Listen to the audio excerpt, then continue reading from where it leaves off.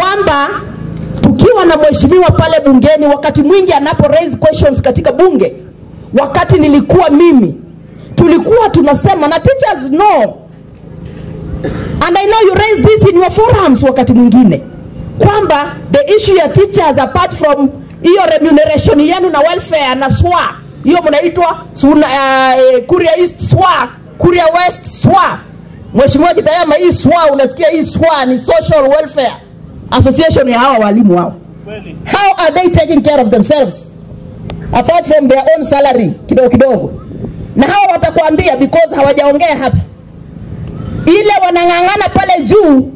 Na sisi wale ambao tunatetea haki za walimu tunajua kwamba teachers promotion zenu hizi ambazo mko nazo hapa, promotion ya walimu katika ile TSC na kutokuja chini hapa, kuna procedure na mtu angalia sawa sawa, because we will make noise. How long should a teacher stay in one position kabla pandishwe cheo? Hapa iko hiyo maneno, na hiyo ndio maneno sisi tunapigania huko juu. Mwalimu akikuja grade moja fulani anakaa 3 years, asongeshwa promotion grade nyingine, aende kuwa social, ile unaitwa quality whatever, nyingine quality nyingine. Hiyo ndio welfare ya walimu. Kweli mheshimiwa. Unajua waongei hapa, but we will make noise wherever we will be. Ntorako ni kitu. Nso kiri bantu beito.